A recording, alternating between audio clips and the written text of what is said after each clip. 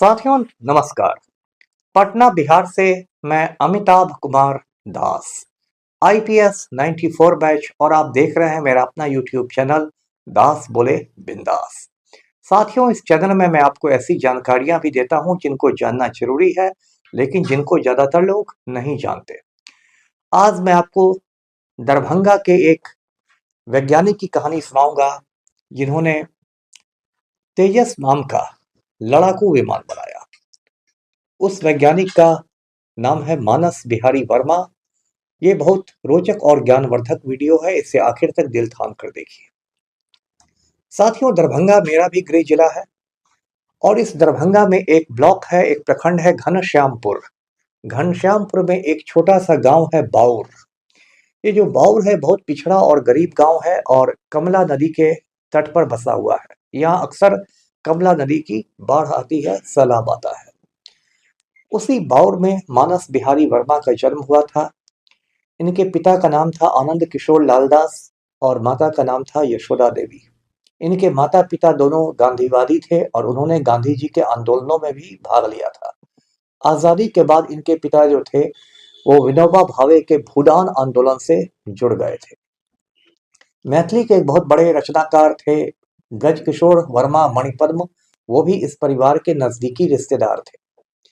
मानस बिहारी वर्मा बचपन में इतने सीधे साधे थे कि उनके परिवार के लोग उन्हें ऋषि कह के पुकारते थे। उनका जो स्वभाव था बिल्कुल संत वाला स्वभाव था। मानस बिहारी वर्मा ने हाई स्कूल की पढ़ाई मधुबनी के मधेपुर में जवाहर हाई स्कूल से की। फिर इंटर की पढ़ाई के लिए वे पटना साइंस कॉलेज आ गए।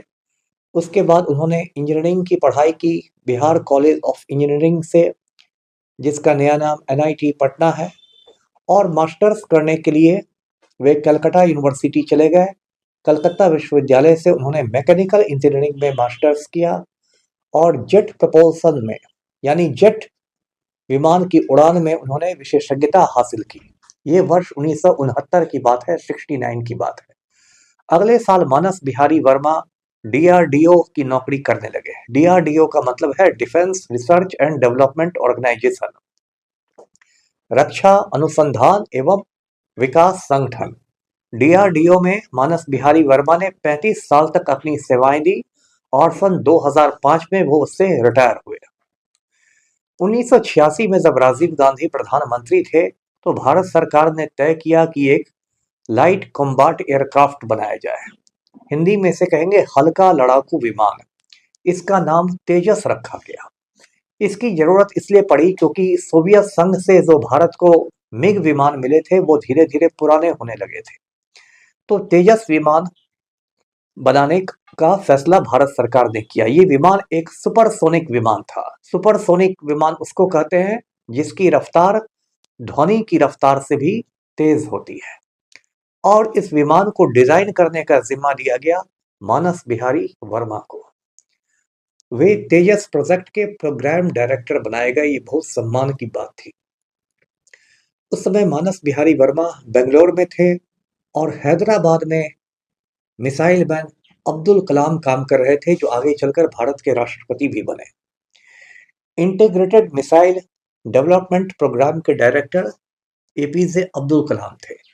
अब मानस बिहारी वर्मा और अब्दुल कलाम में काफी गहरी दोस्ती हो गई। तेजस विमान पर मानस बिहारी वर्मा ने जी जान लगा के काम किया और सन 2001 में तेजस विमान ने अपनी पहली उड़ान भरी। पायलट का नाम था विंग कमांडर राजीव कोठियाल। तो इस तरह से मानस बिहारी वर्मा का सपना पूरा हुआ और ये उन्होंने अपनी जिंदगी में एक बहुत बड़ी उपलब्धि हासिल की। आप खुद सोचिए, दरभंगा जैसे पिछड़े जिले के एक पिछड़े गांव के लड़के ने एक लड़ाकू विमान बना दिया जो भारतीय वायुसेना में शामिल किया गया।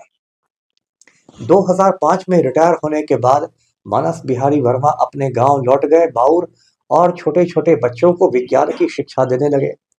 इसी बीच अब्दुल कलाम भारत के राष्ट्रपति बन चुके थे। अब एक बार अब्दुल कलाम को मिथिला विश्वविद्यालय के दीक्षांत समारोह में बुलाया गया। राष्ट्रपति अब्दुल कलाम को जहां बताया गया कि ये दरभंगा जाना है तो सबसे पहले अब्दुल कलाम को मानस बिहारी वर्मा की याद आई कि अरे, मानस बिहारी वर्मा तो दरभंगा के ही थे। दरभंगा जिला प्रशासन को कहा गया राष्ट्रपति भवन सचिवालय से कि मानस बिहारी वर्मा को खोज के लाया जाए। दरभंगा जिला प्रशासन ने मानस बिहारी वर्मा से संपर्क किया और वो जो दीक्षांत समारोह हुआ मिथिला विश्वविद्यालय में, उसमें मंच पर तत्कालीन राष्ट्रपति अब्दुल कलाम तो थे ही, उनके बाजू में मानस बिहारी वर्मा भी बैठे थे और राष्ट्रपति ने सबसे परिचय कराया कि ये मानस बिहारी वर्मा मेरे सहयोगी रह चुके हैं DRDO में। तो इतना उनका सम्मान था। अब्दुल कलाम साहब ने दरभंगा में ही वीमेंस इंस्टीट्यूट ऑफ टेक्नोलॉजी की स्थापना की और उसके पहले निदेशक मानस बिहारी वर्मा को बनाया गया। मानस बिहारी वर्मा ने एक विकसित भारत फाउंडेशन भी शुरू किया था और उस फाउंडेशन के तहत वे जगह जगह मोबाइल साइंस लेबोरेटरी ले जाते थे। मतलब एक छोटी मोटी बस के अंदर विज्ञान की प्रयोगशाला रहती थी और ये बसें घूम घूम कर दूर दराज की स्कूलों में जाती थी और स्कूली बच्चों को, लड़के लड़कियों को विज्ञान की बातें सिखाई जाती थी। मानस बिहारी वर्मा भारत के राष्ट्रपति के मित्र थे। वो चाहते तो अपने लिए कोई बहुत ऊंचा पद ले सकते थे। राष्ट्रपति के कहने पर उन्हें किसी भी केंद्रीय विश्वविद्यालय का वाइस चांसलर बनाया जा सकता था, वो कुलपति बन सकते थे, लेकिन वो बिल्कुल खामोशी से दरभंगा में रह के अपना काम करते रहे।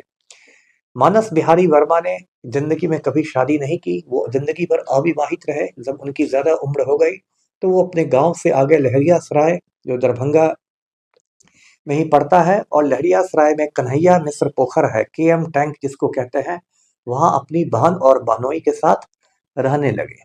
यहीं पर सन 2021 में मानस बिहारी वर्मा की दिल का दौरा पड़ने से मृत्यु हो गई।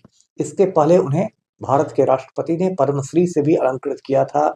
मानस बिहारी वर्मा बहुत विनम्र आदमी थे। मुझे आज भी याद है, मैंने उन्हें फोन करके जब बधाई दी थी पद्मश्री मिलने पर, तो उन्होंने सिर्फ इतना कहा कि ये सब ईश्वर की कृपा है।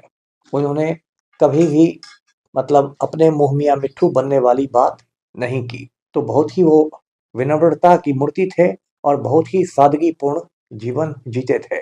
मानस बिहारी वर्मा की जब मृत्यु हुई तो लोगों ने मांग की कि उनका जो अंतिम संस्कार हो वो राजकीय सम्मान के साथ हो। राजकीय सम्मान का ये मतलब होता है कि जो शव होता है उसको तिरंगा झंडा में लपेटा जाता है और अंतिम संस्कार के पहले पुलिस की सलामी दी जाती है।